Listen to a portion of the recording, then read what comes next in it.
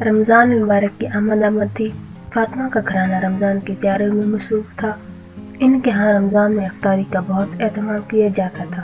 اس بار اور زیادہ کیا جانا تھا کیونکہ اس بار فاطمہ کی خالہ عائشہ اپنی دو بیٹیوں بینا اور صبا کے ساتھ لندن سے ان کے گھر آ رہی تھی۔ فاطمہ کو سحری کے لیے جاگنا بہت مشکل لگتا تھا۔ اس بار رمضان کے مہینے میں اسکول کی چھٹیاں بھی تھی۔ سحری کے بعد نماز پڑھ کر جو سوتی تو ظہر سے پہلے جاگتی اور پھر تھوڑی دیر بعد امی سے پوچھتی کہ افطاری میں کیا بنا رہی ہیں۔ اس کی والدہ جن چیزوں کا نام لیتی تو وہ منہ بسور لیتی اور اپنی پسند کی ایک عدد چیز ضرور بنواتی۔ اس کی امی 3 بجے سے ہی افطاری کی تیاریوں میں لگ جاتی۔ سحری کے لیے الگ سالن بنتا، ساتھ میں کچھ چیزیں افطاری کے لیے اور 2 قسم کے مشروب تو ضرور بنتے تھے۔ فاطمہ اپنی امی کی مدد بھی نہ کرواتی اور عشاء کی نماز پڑھ کر ٹی وی دیکھنے بیٹھ جاتی یا فضول قسم کے گیم شو سے لطف اندوز ہوتی۔ فاطمہ کی خالہ زادہ بہنوں نے اس کے یہ معلومات دیکھے تو بہت افسردہ ہوئی۔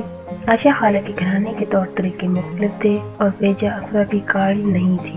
وہ افطاری میں بس کھجور کے ساتھ پانی پی کر افطاری کرتی اور پھر نماز مغرب ادا کر کے کھانا کھا لیتی۔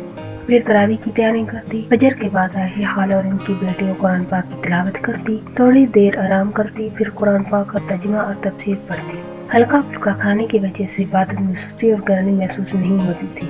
انہوں نے فاطمہ کو بھی سمجھایا کہ رمضان کا مہینہ میں صبر کا درس دیتا ہے، نہ کہ حرص کا۔ جب ہم سادہ اور کم کھانا کھائیں گے تبھی ہمیں غریبوں کی مشکلوں کا احساس ہو۔ فاطمہ اور اس کی والدہ بہت شرمندہ ہوئی کہ عائشہ خالہ نے غیر اسلامی ملک میں رہتے ہوئے بینا اور صبا کی پرورش اسلامی اصولوں کے مطابق کی ہے۔ وہ اسلامی ملک میں رہتے ہوئے بھی اسلام کی بنیادی تعلیمات سے دور ہے۔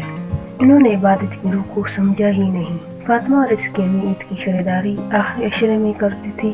جب بازار میں تل ڈلنے کو جگہ نہیں ہوتی تو ہر چیز کا بھاؤ آسمان سے باتیں کر رہا ہوتا تھا، لیکن انہیں ان سب باتوں کی بالکل پرواہ نہیں تھی۔